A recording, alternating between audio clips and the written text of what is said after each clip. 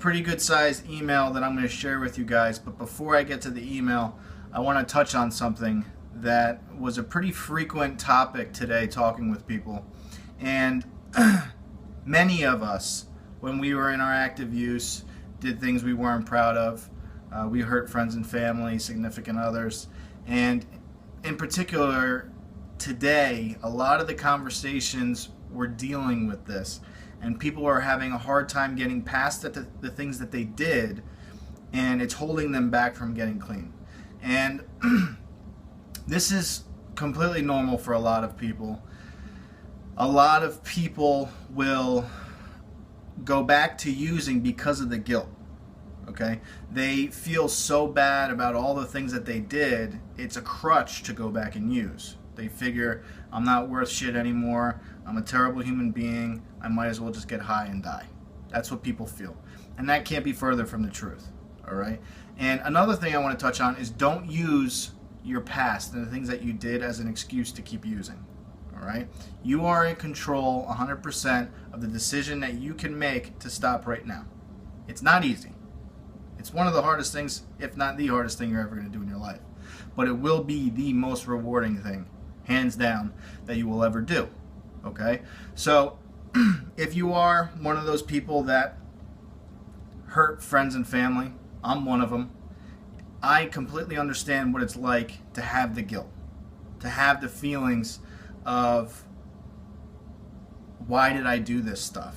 And when you start to understand, all right, what you did to your brain, the sickness that you created in your brain to make you do the things that you did. Not everyone steals, not everyone manipulates. Some people have more control than others, and some people are all-out monsters. All right? So if you're having issues dealing with that, you need to talk to someone. All right? Whether you go to meetings, whether you get a sponsor, whether you meet some people that are just in recovery, or you reach out to somebody, you need to be able to talk about the issues that you have, because if you keep them bottled up and you constantly beat yourself down over your past, you're never going to be able to move forward, and you'll never get clean. All right? You have to let those things die in the past. Yes, you have to make amends. You have to forgive yourself, and you have to learn from the mistakes that you made, but you can't beat yourself up every single day over something that's gone. All right? Everything that happened in the past is gone. So just live for the moment now, learn from your mistakes, and try to be a better person and get clean. Now today's email, like I said, it's on the longer side. And he says, "Hi Ryan, my name is James and I'm from Philadelphia, Pennsylvania. You're welcome to use my first name and residency. I've been diligently watching your videos on YouTube and I saw your request for people's stories. Before I get into it, let me start by saying thank you. You are an amazing person who has given me so much hope and strength. I've also had very good success with your product, Calm Support. It's been especially helpful through the post-acute withdrawal syndrome. Keep up the great work. You're helping so many people, including myself. My story is probably very familiar to many. To be honest, I'm not really sure how I got to this point. I had all the advantages in the world growing up. I had an amazing family, happiness, wealth, popularity, athletic skills, etc. For whatever reason, at the young age of 14, I started smoking pot and drinking alcohol. I'm pretty sure I started this lifestyle because of peer pressure. I was hanging out with an older crowd and wanted to fit in. If I only knew what was in store for me, perhaps I would have made better decisions. Even though I had the alcohol and occasional pot smoking under control, it was just becoming a gateway to harder drugs. I never really understood what that meant when I was younger, the whole gateway drug thing. I always thought it was just scare tactics. Boy, was I wrong.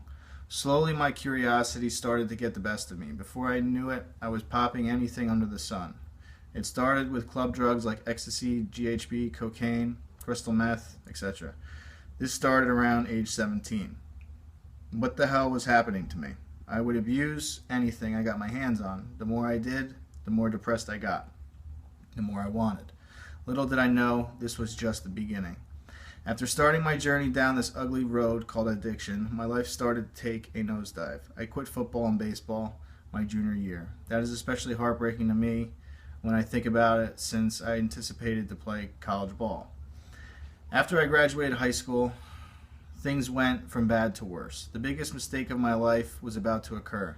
One of my good friends brought over a little yellow pill, Oxycontin 40 milligram, and asked me if I wanted to split it. Of course I did, without even questioning what it was. 20 minutes later, after snorting it, it hit me like no other. That night I had fallen in love with the devil, and I didn't even know it. The high was like nothing I had ever experienced before. Little did I know it would be short-lived. My addiction grew so quickly that life became such a blur. After using oxy, fentanyl, and morphine for about a year, I started looking for cheaper alternatives. Yes, you guessed it, I went right to the big H. Within months, I was booting over a bundle a day. I finally hit rock bottom. After this, within a year. Okay. I finally hit rock bottom after this. Within a year after this, I had overdosed a total of 3 times.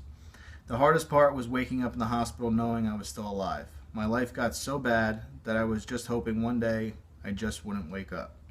After the 3rd overdose, I finally felt some compassion for my poor family. I was so messed up from the drugs that I didn't fear death, but my family didn't deserve this. I decided it was time to make a change. After waking up to my mother bawling her eyes out was too much for me. I went to a 7-day inpatient detox and did very well. Unfortunately, it was short-lived after I got out. After relapsing and picking up a new habit, speedballing, I knew I was knocking on death's door even harder this time. This time I tried a new approach. I needed some time to get my mind right and break old habits. I ended up going into a Suboxone program.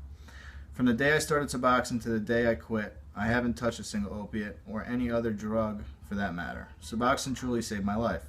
I ended up staying on Suboxone for much longer than needed, 12 years, due to fear of withdrawals.